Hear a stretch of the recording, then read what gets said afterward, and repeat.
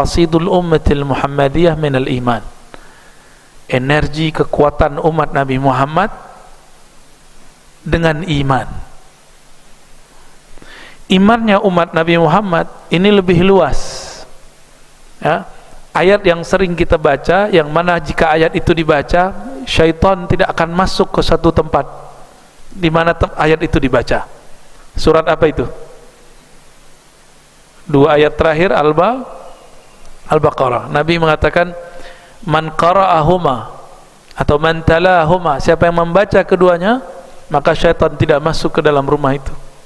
Jadi jangan-jangan kita masih tengkar di rumah, sering konflik, itu jangan-jangan karena nggak baca ayat itu di rumah, ya. Jadi kalau masuk rumah mau ngamalin nggak, Pak? Baca salam buat Nabi, ya. Assalamualaikum. Kalau nggak ada orang, Assalamu alaina wa ala ibadillahis salihin. Terus salam ke Nabi, Assalamu alayka ya ayuhan nabi wa rahmatullahi wa barakatuh. Gitu. Udah ada semua kan itu di tahiyat kita. Jadi itu boleh dipakai. Yang mengajarkan Imamuna Al-Qadhi Iyad dalam kitab beliau Asy-Syifa, ya, silakan diamalkan itu. Masuk rumah baca apa? Assalamu alayka ya ayuhan nabi wa rahmatullahi wa barakatuh. Bahkan disarankan oleh beberapa guru-guru saya yang wali-wali Allah, mereka yang sering rohaninya berinteraksi dengan Rasulullah, sebelum masuk rumah satu langkah, tiga langkah, undang dulu Nabi Muhammad, panggillah salam, Assalamualaikum ya Nabi wa rahmatullahi wa barakatuh, ya.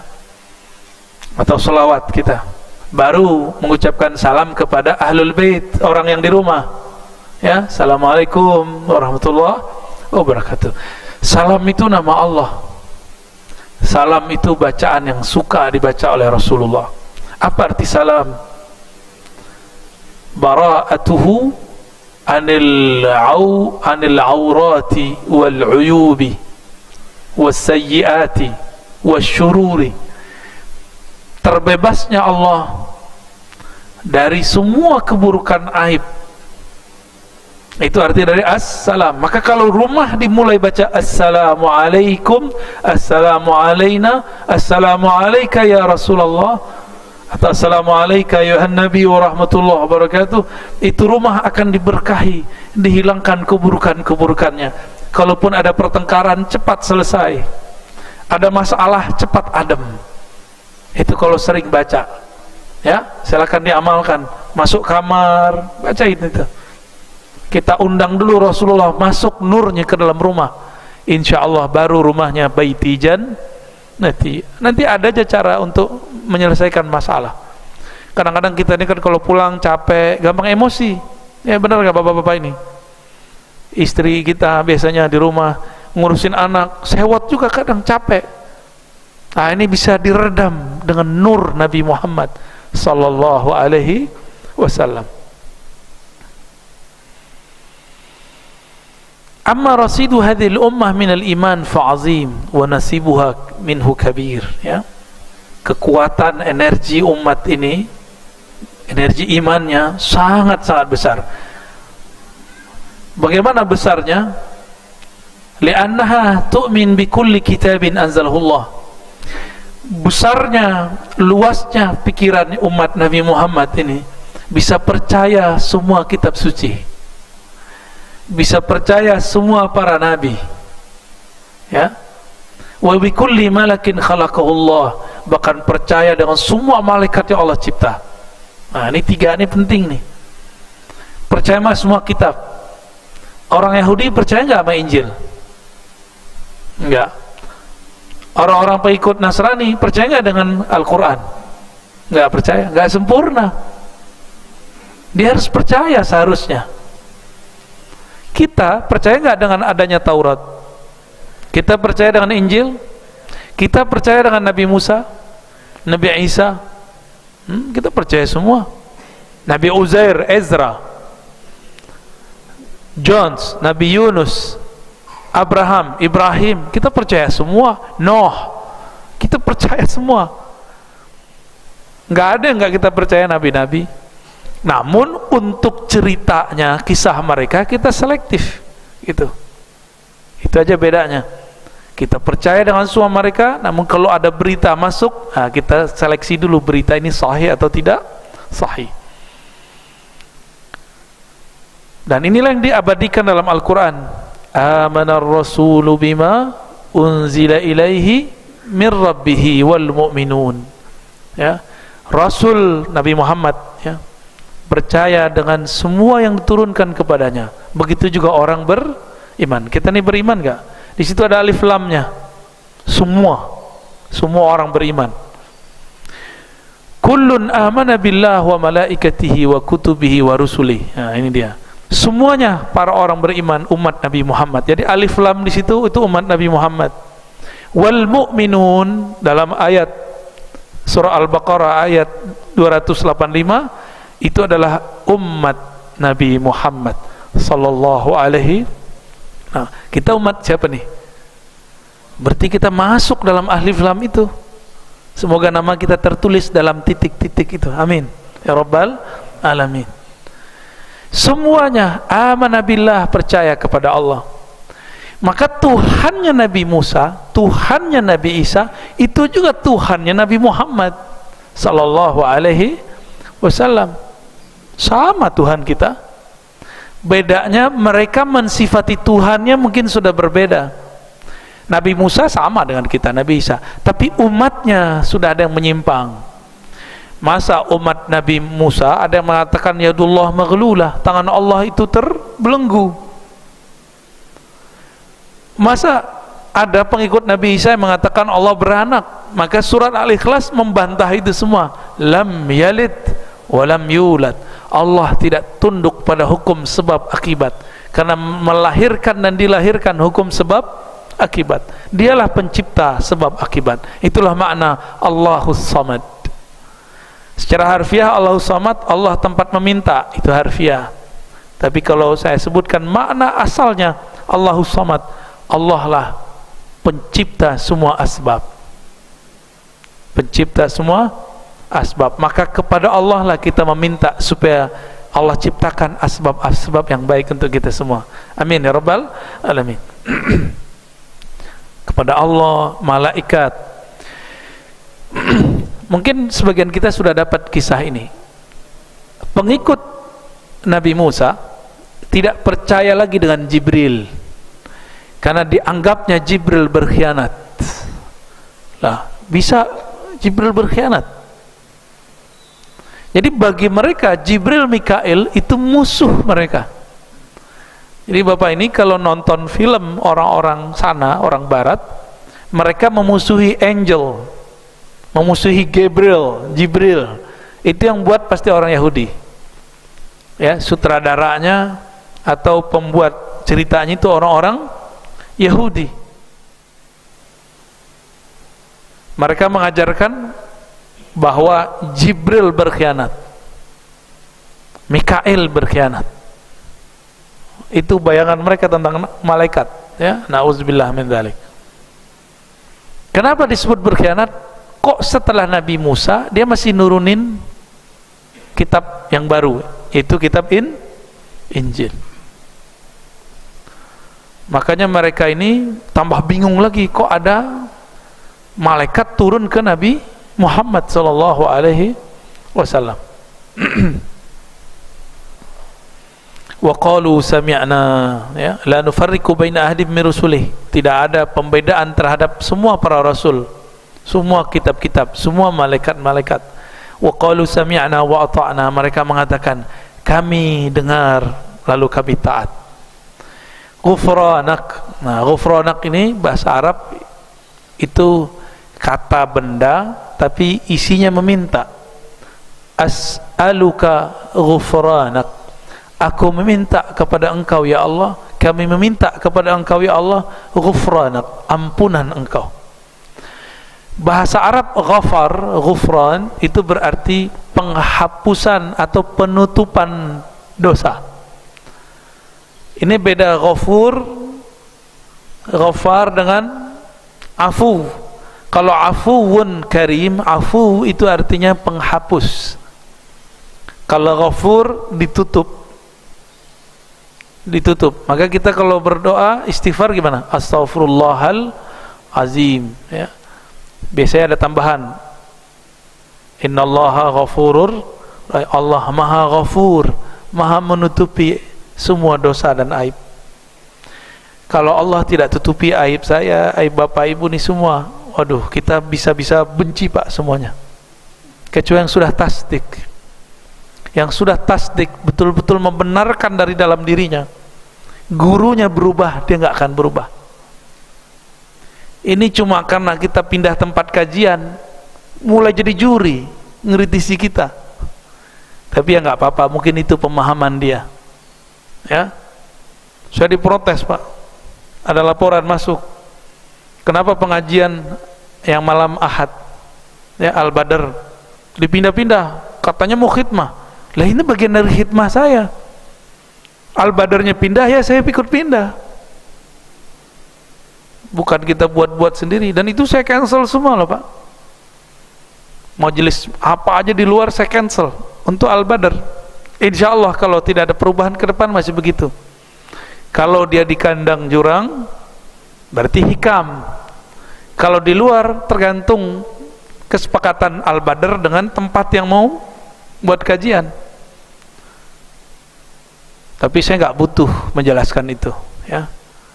Kalau murid yang shadiq sama gurunya nggak suka jadi juri, ya. Jadi murid itu dua, ingat-ingat ya. Murid itu ada dua, murid yang shadiq, murid yang kazib. Murid yang sungguh-sungguh lahir batin dia berguru, maka guru ini yang dia pandang bukan sesuai dengan nafsu intelektual dia atau nafsu spiritual dia. Kalau nggak cocok sama nafsu spiritualnya, nafsu seksualnya, bukan itu ya, nafsu, ada nafsu keilmuan, intelektual, nggak cocok sama dia, dia tinggal gurunya. Ini murid kazib, murid yang tidak sungguh-sungguh. Maka jangan senang Pak Kiai kalau ada orang muji Pak Kiai.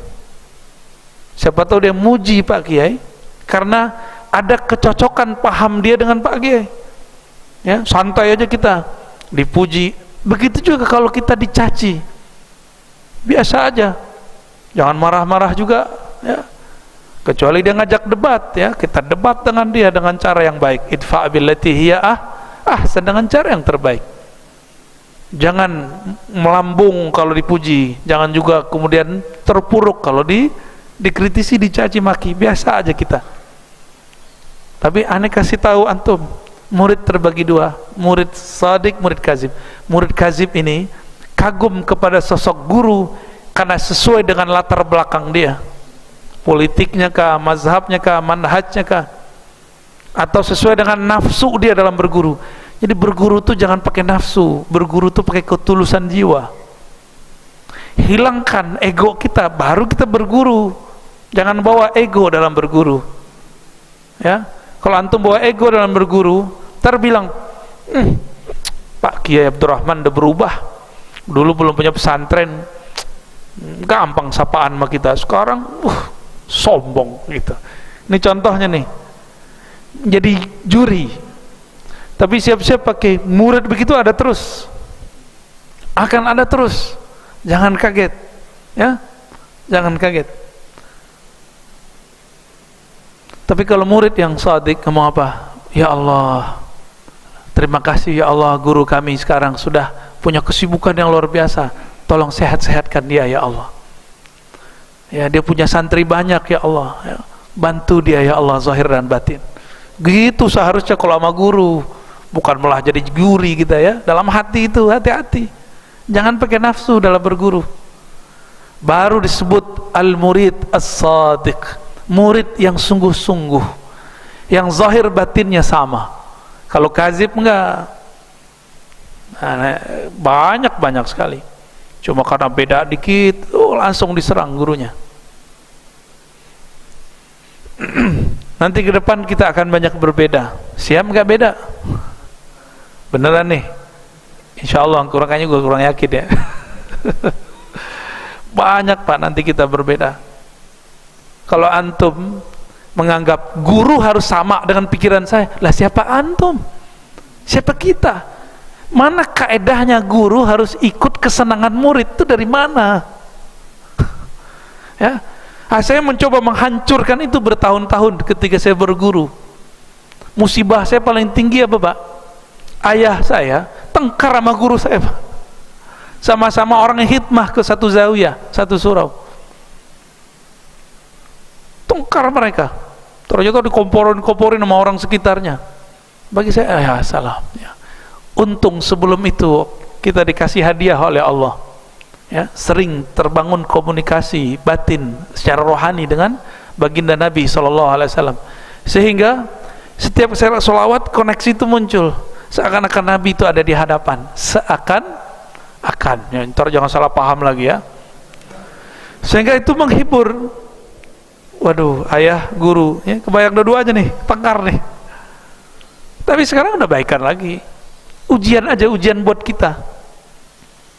Kita ini tetap nggak berguru kepada beliau kondisinya begitu, tetap nggak hormat kepada ayah, dia lagi nggak baikan sama guru kita. Itu berat sekali tuh ya, pengalaman saya tahun berapa tuh ya, umur saya waktu itu masih 27 tahun, lumayan juga tuh. Siap jadi murid yang sodik ya, kiainya nggak sodik, itu urusan kiainya, ente urusannya ya. Urusannya kita ini gimana berguru sodik atau tidak sodik.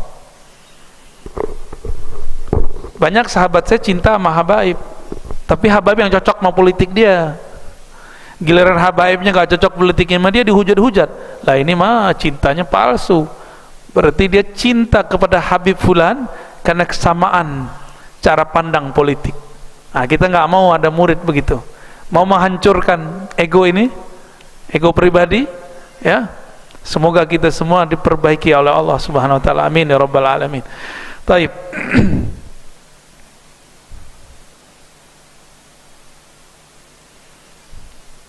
Dan di dalam Al-Qur'an surah Al-Baqarah ayat 136 ada perintah. Ini ajaran yang dibawa oleh Nabi Muhammad, ini ajaran yang tua. Qulu amanna billah.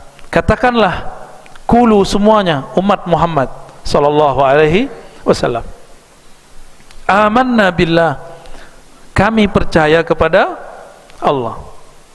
Wa ma unzila ilaina, kami percaya kepada apa yang diturunkan kepada kami. Wa ma unzila ila Ibrahim, dan juga yang diturunkan kepada kakeknya Rasulullah Ibrahim, Ismail.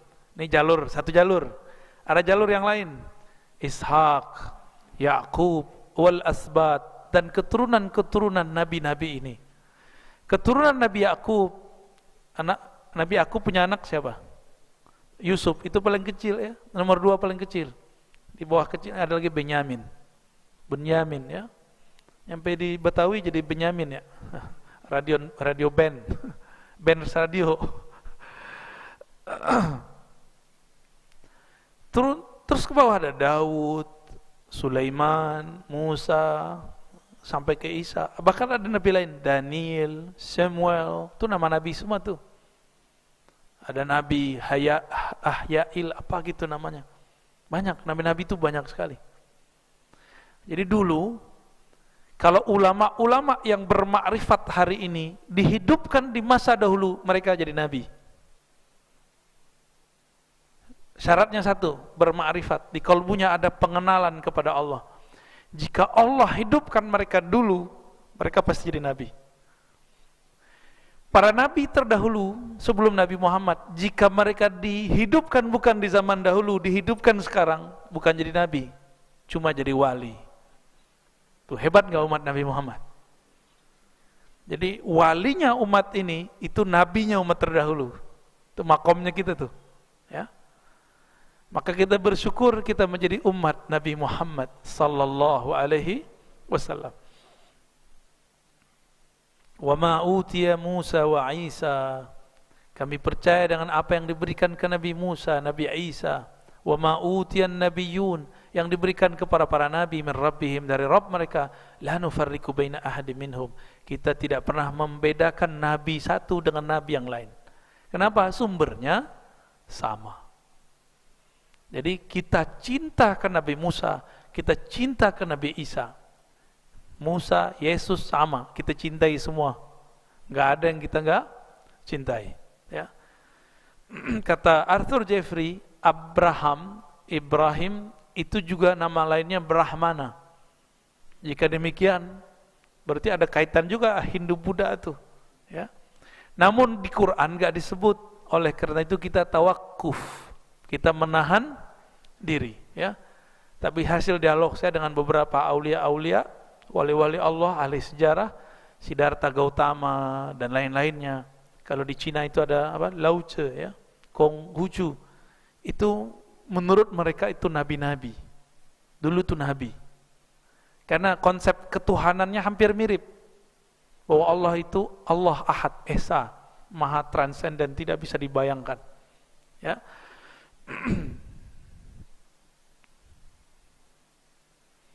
Kalau umat terdahulu yu'minuna bi ba'd wa yakfuruna bi ba'd. Percaya kepada sebagian, ingkar kepada sebagian yang lain. Kalau kita tidak. Makanya jangan heran Pak ya, di rumah saya koleksi Injil, Taurat, Weda. Bahkan saya koleksi kitabnya Tao dan orang-orang Konghucu. Senang baca aja. Jangankan buku mereka, buku Aristoteles saja saya baca ya. Buku Plato, Republik saya baca. Bahasa Arab. Jadi ternyata kitab-kitab filsafat sudah diarabkan semua. Yang bahasa Latin sekarang itu terjemahan dari Arab. Jadi dulu filsafat Yunani kuno sudah diarabkan. Bisa juga berarti diislamkan. Ya. Maka kalau ada orang ingin pakar filsafat Yunani kuno, dia mesti belajar bahasa Arab. Nggak cukup bahasa Inggris. Bahasa Inggris itu terjemahan. Bahasa Yunani gimana? Nggak cukup, karena bahasa Yunani yang ditulis sekarang itu terjemahannya dari yang Arab yang ada itu. Ya.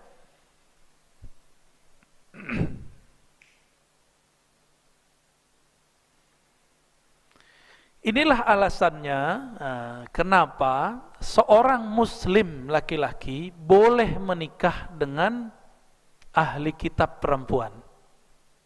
Kenapa? Karena imannya si muslim ini mencakup imannya si perempuan. Ini versi beliau ya. Ini bukan saya ngomong loh Pak ya. Tapi tidak boleh menikah perempuan muslimah dengan laki-laki yang imannya tidak seluas si perempuan itu. Nanti sempit dia. Nggak boleh, dia harus, namanya mau jadi yang cari imam, minimal imannya lebih luas daripada dia. Atau minimal sama. Kalau suaminya seorang non-muslim, berarti iman dia cuma ke seorang nabi atau sekelompok nabi, satu bagian kitab, tapi nggak percaya kepada kitab-kitab yang lain. Berarti iman dia tidak lebih sempurna daripada iman si perempuan. Maka jangan sampai anak-anak kita, putri-putri kita terjebak karena bab cinta. Cinta itu kan karena sering ketemu, karena desiran awal memandang. Ya, ini bisa hilang Pak. Maka apa masih kurang? Ada orang menikah besar-besaran, cerainya besar-besaran juga. Oh, besar-besaran juga. Nikah gede-gedean, nggak lama cerai. Itu kejadian. Artinya tidak ada cinta sejati itu kecuali hanya kepada Allah. Jangan sejatikan cintamu kecuali hanya kepada Allah Subhanahu wa taala. Selain cinta kepada Allah, maka semua cinta akan berubah. Suami istri satu saat akan cerai. Nggak cerai dengan secara zahir masih hidup, cerai dengan kematian. Bakal begitu. Banyak saya ketemu ya, laki-laki atau perempuan meninggal pasangannya atau cerai. Saya nggak akan nikah lagi. La tazawwaj abadan. Habis 4 bulan ketemu yang bening dikit. Kawinin dong Ustaz. Ya nikahin dong Ustaz. Berarti dia bilang nggak mau nikah pun itu cuma ahwal, kondisi aja. Ya. Mohon disampaikan ke anak-anak muda kita, ya, termasuk yang tua-tua nih kayaknya puber lagi ya. Sama. Orang dalam bab cinta begini itu nggak ada tuanya. Rambut doang yang berubah, muka doang yang tambah keriput. Tapi kalau masalah keinginan yang begitu, nggak ada tuanya Pak. Kita muda semua tuh ya. Sepakat atau sepakat? Senong amat ya.